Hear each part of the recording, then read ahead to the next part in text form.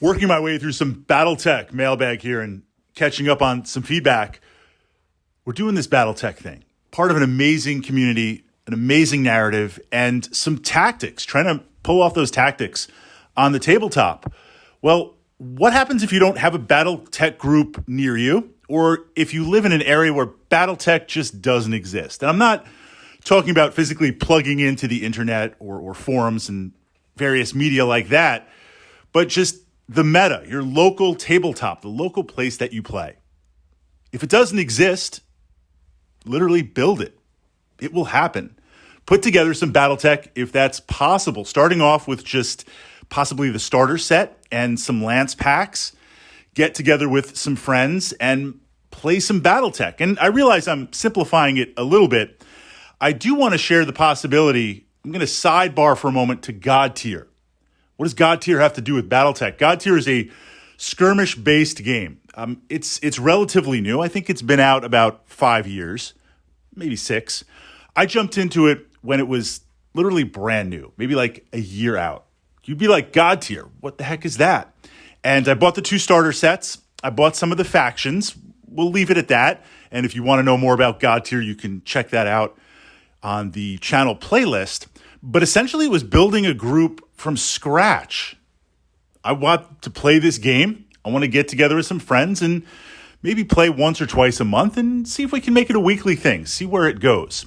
So acquiring the basic materials so I could present the game and have a couple of different warbands, where do we go from there? Well, often what you see in gaming is there's going to be some overlap in various places. I know that I can bring in some of my Dungeons & Dragons friends, my RPG friends. I can bring in some of my board gaming friends. Now, a number of friends, we overlap in multiple areas, but I'm talking about something completely new. What areas in terms of contacts, in terms of relationships, in terms of community, do you have access to? I was able to go to my RPG friends and say, hey, check out these miniatures and the narrative. I was able to go to my board gaming friends and say, hey, check out the miniatures, check out the narrative. I was, of course, able to pull in some wargaming friends. So there might be some overlap. On the opposite side, I see this sometimes where if I'm going to run a new Dungeons & Dragons campaign and I want to get some friends, I can plug into my wargaming friends and my board gaming friends, some who have never played a role-playing game before. So in terms of jumping and starting off at that point, what areas do you think you can tap into in terms of relationships, in terms of networking, to pull in and get a group? You only need one other player. 1 player, 2 players, 3 players, you can grow it out. Battletech. Well, of course, what about availability? How do we launch that if there is no availability? Now, this is the interesting thing about Battletech. At its base, it is a hex-based war game. And if we look at the history of Battletech going back to the dawn of time, miniatures really weren't a thing. The Battletech that we see of today, and this is a good thing. Truly, this is the golden age of Battletech with all the different maps and miniatures and supplements and Lance packs. There's a lot of stuff. But if we go back in the day, the early sets were some maps and literally not even cardboard cutouts. These little cardboard mech foldouts that you'd put in a stand to play Battletech. I'm frameworking that. And then, of course, they did release a miniature set, but it was a very, very limited starter set with some mechs. And then after that, some years after that, they did have a couple of Lance packs. And then they went to the metal models, and it's kind of evolved out. But you could essentially create Battletech print and play.